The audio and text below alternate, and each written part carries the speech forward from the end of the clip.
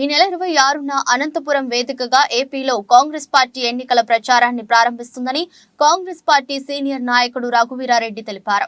ఇవాళ అనంతపురం నగరంలో జరిగిన కాంగ్రెస్ పార్టీ సమావేశంలో ఆయన పాల్గొన్నారు.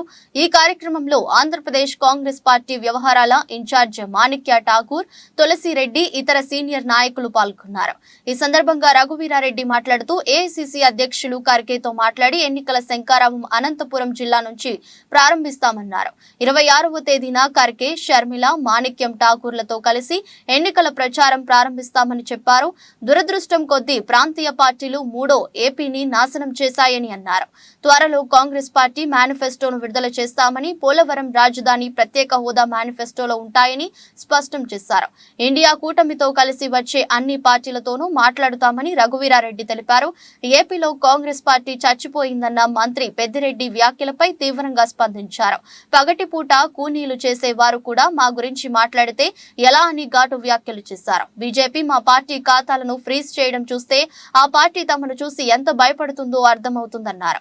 కాంగ్రెస్ పార్టీ ఖాతాలకు ఉన్న డబ్బు అంతా ప్రజల నుంచి సేకరించే విరాళాలేనని రఘువీరారెడ్డి స్పష్టం చేశారు.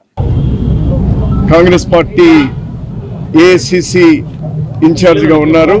ఇప్పుడే వారు ఖర్గే గారితో, మల్లికార్జున ఖర్గే గారు ఏఐసీసీ అధ్యక్షులు వారితో మాట్లాడి ఎన్నికల శంఖారావాన్ని అనంతపురం నుంచినే ప్రారంభం చేయాలి అనేటువంటి నిర్ణయం తీసుకున్నారు.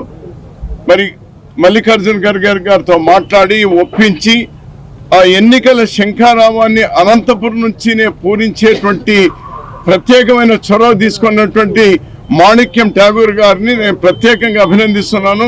ధన్యవాదాలు కూడా తెలియజేస్తా ఉన్నాను.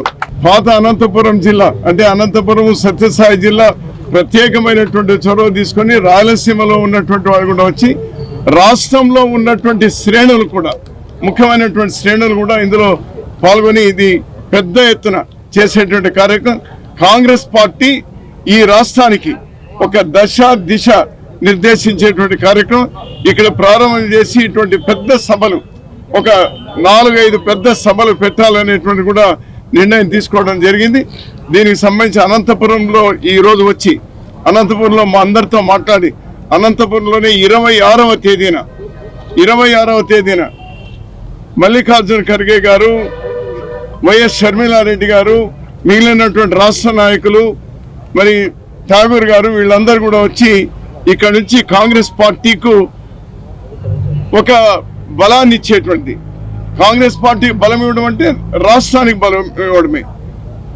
కారణం కక్షగట్టి 10 సంవత్సరాలుగా కక్షగట్టి భారతీయ జనతా పార్టీ ఈ రాష్ట్రాన్ని సర్వనాశనం చేసేటువంటి ప్రయత్నం, ఆర్థికంగానే కాదు రాజకీయంగా కూడా అన్ని విధాలు కూడా సర్వనాశనం చేసింది.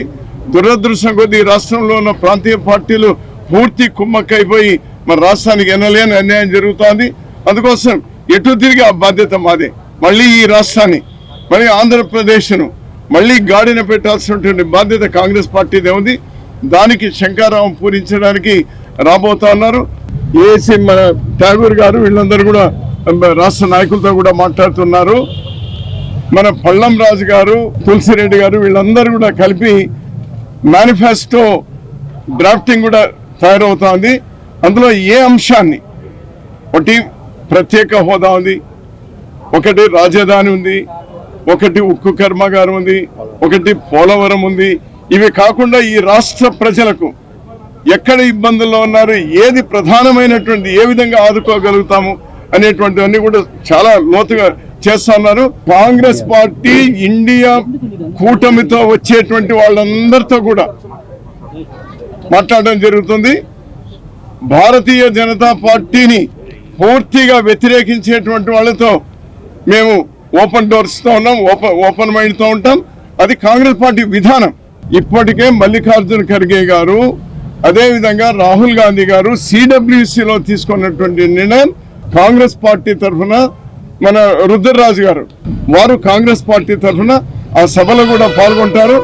మరి ఆ తర్వాత పెద్ద పార్టీగా కాంగ్రెస్ పార్టీ కూడా ఖచ్చితంగా కలిసి వచ్చే వాళ్ళందరూ కూడా ఆహ్వానిస్తారు. కాంగ్రెస్ పార్టీని ఈ రాష్ట్రాన్ని కూనీ చేసినటువంటి, పగటి పూట పొడిచి చంపినటువంటి వాళ్ళ గురించి కూడా మేము మాట్లాడాలన్నా దే డోంట్ డిజర్వ్.